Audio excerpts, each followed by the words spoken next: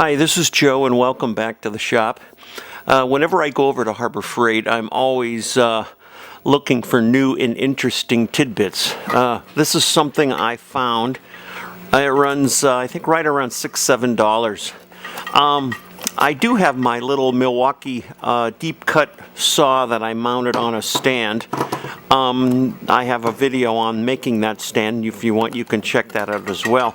But the throat on that is like only about 6 inches, so if I want to cut a really big piece of metal, I usually end up having to use my grinder and freehand that. And sometimes that works, sometimes if I want a real accurate cut, it doesn't. So let's go ahead and take a look at this. Something that we're gonna compare, or at least do an evaluation on and see if it's any good. This is rather interesting. It looks like it is a guide. They call it a safety guard, but to me it looks like it's a cutting guide. It has a base on it with straight edges, so you could put a straight edge down on a piece of metal, clamp it down, and then you could run that along the metal and get a pretty straight cut. So they even give you a set of new pieces you sandwich these between the disc, whatever you're cutting, whether it's a cutoff wheel or a grinding wheel or a flap wheel. They give you a new set of those. So let's go ahead and mount this up on my angle grinder here, and I'll set up a jig. I'll take my table saw, which has a fairly flat surface. We'll clamp down a piece of some metal sheet. I got some 1/8 inch sitting outside. And let's try to run a cut along a straight edge and see if it works or not.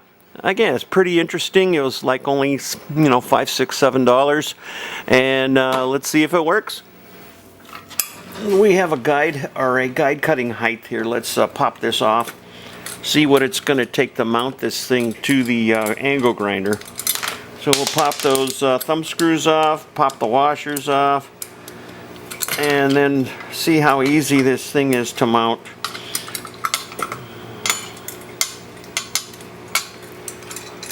Okay, well that comes off. This is one piece.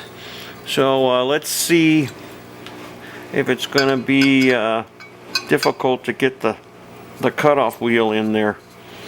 Okay, let's take this, loosen this. Okay.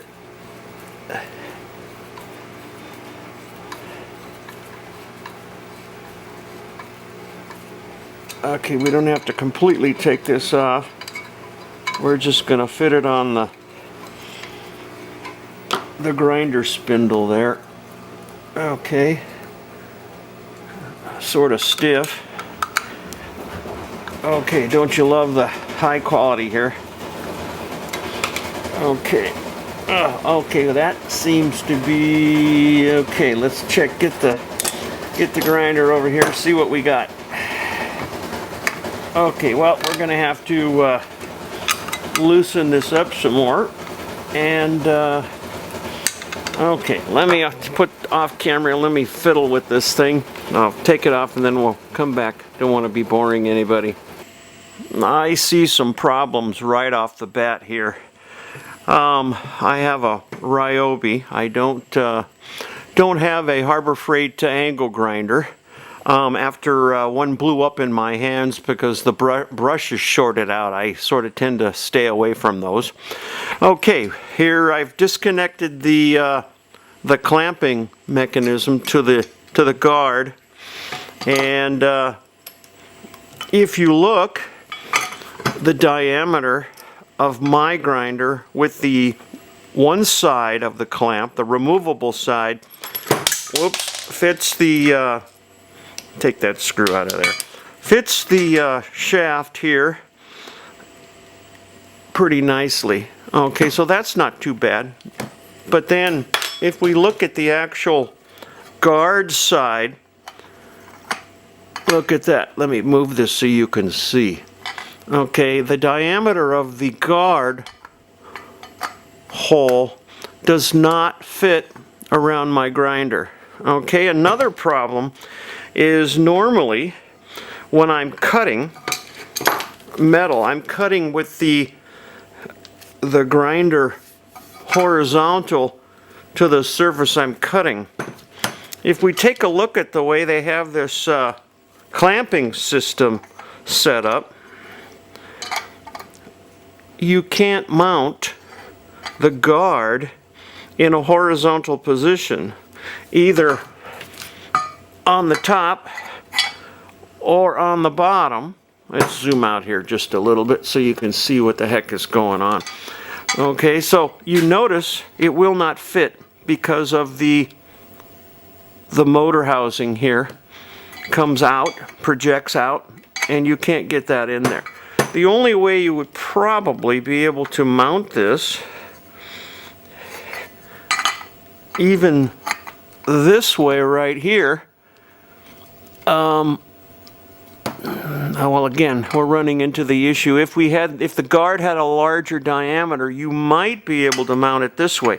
But then you're having to cut in the vertical position, which isn't as stable as cutting in the horizontal position. Also, let's go back to our little clamp here. If they would have made the guard diameter the same diameter as the removable piece, it might just work. But in this case, at least for my grinder, and I would imagine that most grinders are fairly similar in their mounting ring here in size, and look at that, it just doesn't want to fit there. If it did, I can mount it like this, which would be impossible to cut. This is a possibility, but then I have to cut vertically. So, and then because of the shroud sticking out of the motor housing here, there's absolutely no way to get it on here so I can cut in a horizontal position. So right off the top here, I haven't even been able to try to cut with this thing. It looks like it's not going to work in my particular situation. So, geez, this thing is going to be boxed back up and sent back to Harbor Freight. So I was really having some high hopes for this because I figured it would be a cool way to cut larger pieces of sheet metal up through maybe some 1/8 inch, 1/4 inch plate, maybe even thicker. But this thing just didn't want to work, isn't really designed properly for my grinder, and my grinder is, you know, pretty much a common sized angle grinder. So this is going back to Harbor Freight. It's a big fail for me. Try to save you guys the trouble of going and buying this thing and having a good chance of it not working on your own grinder. Thanks a lot. Stay tuned for more videos. Any comments, please leave them down in the comments section. See you next video.